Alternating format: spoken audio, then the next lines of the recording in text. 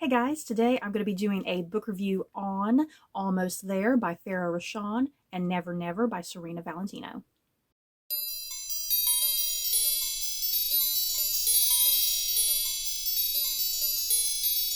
Almost There by Farah Rashan is the 13th book in the Disney Twisted Tales series. When Tiana is backed into an inescapable corner, she makes a deal with Dr. Facilier to live in a new reality where all of her dreams and desires become true. She gets the restaurant she's always wanted, and her father is alive. But strange occurrences start happening around New Orleans. A gooey algae in the water, a thick fog, and people start disappearing. Tiana has to rely on the help and support of her friends to figure out what's happening in their city and to fight back against Dr. Facilier. This was such an incredibly pleasant surprise of a book, yeah, guys. Let me put it this way. There are just certain Disney movies that I can just revisit over and over, rewatch over and over. Things like Aladdin and Beauty and the Beast and The Lion King and Tangled. There's just certain Disney animated classics that really stick out to me and that appeal to me. And unfortunately, The Princess and the Frog, though I do like The Princess and the Frog, it's kind of just been one of those Disney movies that I've never really gone back to and revisited. I don't really consider it one of my favorites. But so yeah, when I kind of got into this book, since I don't consider The Princess and the Frog one of my top favorites, I just kind of went into this book perhaps a little bit indifferent. But boy, oh boy, wow, this was amazing. It's like I kind of wish the Princess and the Frog cartoon, I kind of wish this was the movie. This book was that good. And there have certainly been some installments in the Twisted Tales series that I've just not really enjoyed. In particular, something like Unbirthday and What Once Was Mine. Those books in particular come to mind that I didn't really like too terribly much. They were fine for what they were, but I didn't like them. Like I would put definitely those near the bottom somewhere, but yeah, Almost There is definitely probably going pretty high up on my list of favorite Twisted Tales books at the moment. Probably easily within the top 5, perhaps, dare I say. So, going into the plot of this book a little bit deeper than the brief synopsis I gave you guys at the top of this video, as all the Twisted Tales books in the series do, they always ask some sort of what if question, some sort of scenario that's going to change in some sort of big way the main central plot of the original cartoon that you love so well. So, yeah, this book is asking, what if Tiana made a deal that changed everything? And that deal is with Dr. Facilier, of course. So, where this book picks up, I'm going to kind of minorly spoil the very end of The Princess and the Frog a little bit, not too heavily, but this book does pick up directly in the final heated moments of the original cartoon. Things are just escalating and getting wild and crazy, and it's kind of a race against the clock almost, and it reaches this really climatic part that as we open this book, Tiana is kind of backed into this inescapable corner. Things are just kind of falling apart, and this is where she runs into Dr. Facilier. And this is kind of where you start to get the shift in the narrative, because Dr. Facilier approaches her with this whole thing of, hey, what if I could give you everything you have ever dreamed and desired? Meaning, what if I could give you the restaurant you've always wanted? What if I could make your father alive again? So this is the twist in the narrative, and Tiana seriously considers this moment, and she agrees to this deal with Dr. Facilier. And it's at this point that then Tiana and everybody that she loves, everybody is put into this new reality where Tiana's dreams have manifested into reality. Like I said, she gets her restaurant and her father is alive. Dr. Facilier was good on his deal for once. But as we know with Dr. Facilier, he is a villain ultimately. He's working for his mysterious friends on the other side. What a great song. I do love his villain song, you guys. The movie may not be entirely my cup of tea, but I sure do love Dr. Facilier's villain song, you guys. um, so as we know, he has his friends on the other side that he's kind of doing like this dark bidding for. And yeah, those mysterious entities have their own goals and agendas, and he's kind of wrapped up into that, and he can't get out of that. So that's why he makes these deals. That's why Dr. Facilier makes these deals with poor, innocent, naive people, which Tiana is part of that, unfortunately.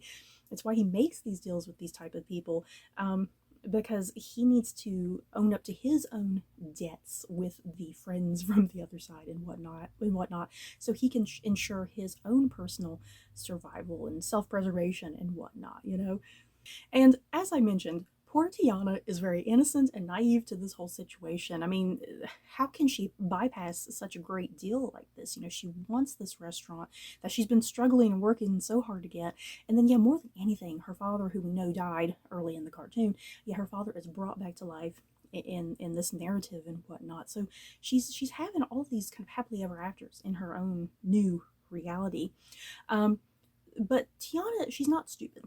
She's definitely not stupid. She may be innocent and naive, but she's definitely not stupid, because she is starting to realize over the course, as the chapters start winding down, she starts realizing there's strange things happening, and I feel like it's connected to me. I feel like it's connected to Dr. Facilier. There's just something not quite right. Some sort of balance in the world has kind of crumbled a bit, but it's kind of unexplainable to her at this point.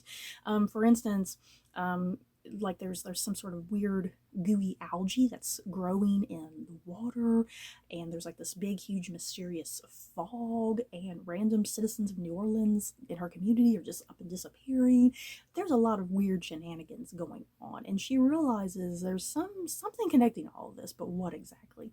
And she really starts taking all of this to heart, all these weird, strange occurrences, because she does start thinking, wait, does it all have something to do with me and the deal that I made with Dr. Facilier? Is this kind of the punishment that Dr. Facilier, he is giving me things, but there's also things being taken away, unfortunately, kind of that give take sort of balance that the universe has to provide. So she starts punishing herself in a sort of way that she thinks this is all her fault, and she's even pushing away all of her friends, all of the people that we saw in the original cartoon. She's kind of little by little pushing away Charlotte and pushing away Naveen and whatnot. She thinks that she needs to push everybody away in order to protect them from this insanity that's going on. But as with any good Disney story, you can't push your friends away, so Tiana kind of rather reluctantly has to accept the help and support of her friends in order for them to all save and reclaim their city. And speaking of Tiana's support group, I really loved all of your favorite returning characters and whatnot. Aside from Tiana herself, I absolutely really love the depiction of Tiana in this. She's a really strong, independent woman who, she has her own thoughts and opinions and the way she thinks and feels about things, and she loves her community. She loves her family. She loves her friends. She's a very selfless person. She is always willing to give, even if it means kind of sacrificing something else from herself. Yeah, she's such an incredibly hard worker. Nothing is handed to her at any given time, other than this magical deal with Dr. Facilier. Nothing is ever just directly handed to her. She's always working incredibly hard for everything that she's ever achieved, and that makes her one of the more appealing Disney princesses, if you will. So yeah, aside from Tiana, who I really absolutely adored in this book, it was nice to see Charlotte in this book as well. Charlotte is Tiana's really wealthy white friend. Charlotte is just adorable, you guys. I love her. I could just easily picture her strong southern accent in this book, and sometimes Charlotte can come across as a bit of a dumb blonde, let's be real, but she has her own intelligence as well. The thing is, Charlotte does live in a bubble. She lives in a bubble of wealth and privilege that sometimes she doesn't entirely realize until it's kind of forced at her. And yeah, this book does take place in 1920s, or in this book does take place in 1920s New Orleans, and the author Farah Rashan, she does not shy away from some of the core central issues that would have been going on during this time period, because I was really curious if this book was going to explore elements of like prejudice and racism at all. And it does deal with those topics in here in interesting ways, and it is definitely handled in a really mature fashion as well. And yeah, not to the point of like throwing it in your face or pushing any sort of agenda or anything. You know, it's all done really organically and naturally, and it's really part of the story as well. You know, it really works wonderfully into the story. That was another aspect of the story that I liked as well. And then Naveen is in this book. He's not in it quite as heavily as you might imagine he might be in this book, because as part of the deal with Dr. Facilier, Tiana has to kind of separate herself from Naveen, because Dr. Facilier is like threatening some things that if her and Naveen hook back up, she's going to lose him or something like that. I can't quite remember all the details. It's been a while since I read this book. But yeah, Naveen, he does pop up more in the second half of the book, like more in full, once a lot of stuff is going down and Tiana needs help from all her friends, you know. I really enjoyed Naveen in this book as well. He comes from some other fictional country and whatnot, where he is a prince of that country. And as we know from the cartoon, you get the idea that his parents are a little disappointed and frustrated with him, because I feel like he's abusing he's like abusing his own power and whatnot, and that he can just get by and do whatever he wants and not work towards it, which makes him and Tiana such wonderful companions together at times. Kind of they're polar opposite natures sometimes. But yeah, Naveen, I really liked his character growth and development in this book as well, because he knows that you know, even though he's a prince, he still needs to work for certain things, and he still needs to help people and help communities, and he's willing to prove himself that he's not lazy and he's not a bum and whatnot. He realizes he doesn't want to forever rely on the wealth and privilege that his parents provide for him and whatnot, and he really wants to kind of come into his own. Like I said, he wants to prove himself. And one of your last main characters in this book is Louis, who in the cartoon was an alligator, and as part of Dr. Facilier's deal, Louis gets to become human. He plays like jazz at Tiana's restaurant and whatnot. I loved Louis. Louis is definitely your comedic relief in this book. Thank God. Oh, and I don't want to forget about Tiana's mom and dad.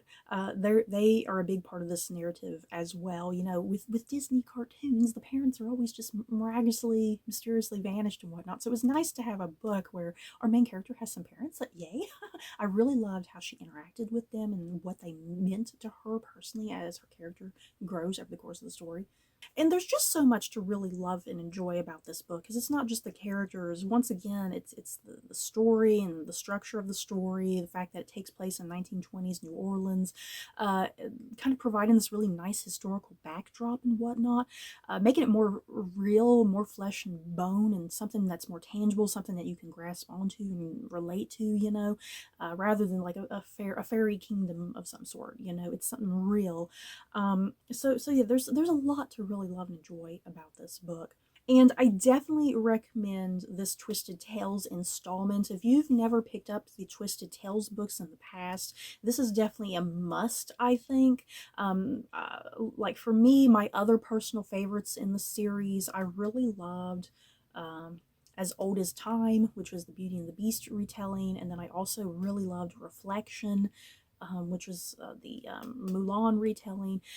There are hits and misses within this franchise of Twisted Tales, but for the most part, I seriously really love and enjoy all of them. You know, highs and lows. I think they're all just really creative and unique in their own ways. But yeah, Almost There definitely is going pretty far up at the top. I definitely recommend it if you've not gotten to this one yet, or if you just really want a nice starting place for the series, pick this up. Never Never by Serena Valentino is book 9 in the Disney Villains series, and is an origin story to how Captain Hook became the villainous enemy of Peter Pan.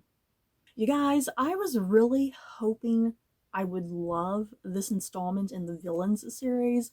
I had such incredibly high hopes for it, and once again, it let me down. Let me put it this way.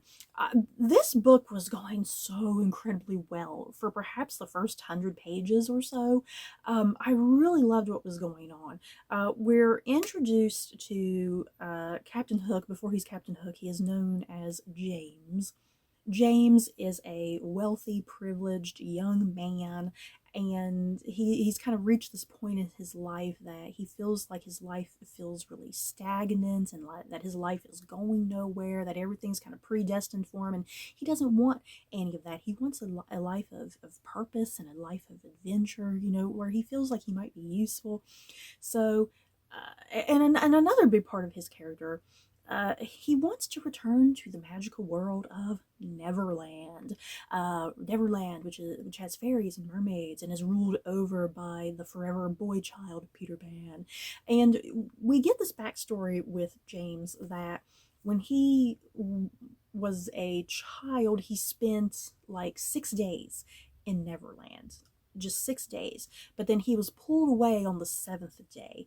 And that's part of the lore of Neverland, how it's established in this book, that how the children become the lost boys, that after 7 days of being in Neverland, if their parents, their mothers, whoever doesn't, if they don't come to reclaim them, then they're stuck permanently as children forever in Neverland, like on the seventh day. So yeah, James is pulled away like on his sixth day. He's almost there to being permanently in Neverland. So that's a lot of his like the agenda that he's mostly primarily going for in this book, is that he really wants to try and get back to Neverland somehow. He's trying to chase his youth back in some ways. So in the meantime, while he's struggling, trying to figure out where the hell Neverland is, like I said, he comes from a household of wealth and privilege, and he's just tired of his stagnant life, and he wants adventure. So it's this point in the narrative that he's like, hey, I want to be a pirate. Why not? Let me become a pirate. And this is where he meets Blackbeard. Yeah, guys, yes, I loved how Blackbeard worked into this narrative. And I love the fact that this relationship between Blackbeard and James, it becomes kind of like this really interesting father-son relationship. James really trying to prove himself to Blackbeard, and Blackbeard really being impressed by this young man, and kind of considering like, hey, whenever I have to leave piracy forever, maybe this young man can take my place. And another interesting little bit of things going on in this narrative, because of course you all know, like, Mr. Smee. Mr. Smee definitely pops up in this book as well, because he was formerly the butler in James's household. So that's how Mr. Smee kind of fits into things. He goes chasing after James, like, hey, I got to get you back to your parents. You can't take off. But yeah, he kind of gets sucked into the life of piracy as well. I loved it. So, like I said, the first 100 pages I found to be really incredibly well done and really fun and creative. I loved the backstory to James as a young man, his obsession and interest in piracy, his obsession with Neverland, his meeting and kind of the father-son dynamic between him and Blackbeard, and his relationship with Mr. Smee. And yeah, all of the piracy adventures that they get up to, and the creatures and people that they meet. And yeah, there's even a kraken at one point, you guys. It's pretty thrilling and exciting. All of this was so great, you guys. And you can probably guess where I'm going from here. If you've read these books, or if you've seen my previous reviews, you probably know where I'm heading to next, where this book starts to go severely downhill. We got the return of the Odd Sisters in some sort of weird fashion, yeah, guys, and I freaking hate the Odd Sisters. Let me recap the Odd Sisters if this is your first time listening to me rant about the Odd Sisters. The Odd Sisters are a trio of sisters who are witches, who have appeared in every single damn book in this villains series. They are original, unique creations that Serena Valentino has come up with, and these three sisters, they are in every single book, and they have some sort of thing that they deal with each Disney villain. They are the reason why all of the villains become the villains that they do, because of these three witchy sisters. And I find them incredibly annoying, and I feel like they take away any sort of agency that the villains have in forming their own stories and whatnot. So that's another aspect of this book that I just hated, the Odd Sisters reappearing, and then just some other original characters as well. I'm not going to entirely get into it because I'm just too exhausted to even talk about this book. Um, what it all kind of comes down to, what it all boils down to, it all has to do with like fate and destiny, that, and the Odd Sisters telling him, you know, he has a clear path, he can't deviate from the path, this and that. And I just hate that. I hate that the whole thing, and that's part of what really made me dislike. I believe it's the previous book in this series, Cold Hearted, which was an origin story to Cinderella's Lady Tremaine, because that whole book had a lot to do with like fate and destiny, and you can't deviate from the path and whatnot. If you're going to be a villain, you're going to be a villain. Same with this book; it's kind of set up the same way, and I just really hate that, because it's like, well, what's the point of this whole story you just presented to us? You know, it's just really annoying and just badly written. And even the whole manner in which James finally does get to Neverland and finally interacts with Peter Pan again, I just found a lot of that plot really contrived and ridiculous, just so stupid. I didn't buy it. It was just all horribly done. And yeah, I kind of just want to leave the review there because I'm just so frustrated. I wanted to talk about the things that I liked more than anything, and then yeah, the frustrating stuff, it's all the same. I just keep repeating the same stuff in every single review when I talk about the villains series, unfortunately. But yeah, this was going so well, you guys, and it just completely got ruined in the second half of the book, unfortunately. So you guys, that is it for my thoughts and feelings on these two Disney related books. In the comments below, have you guys read any of these books? Do you plan on reading any of them? Just let me know your thoughts down below. So that's it for this video. Don't forget to like, comment, and subscribe. And if you like this video, you may like these other videos. Bye guys.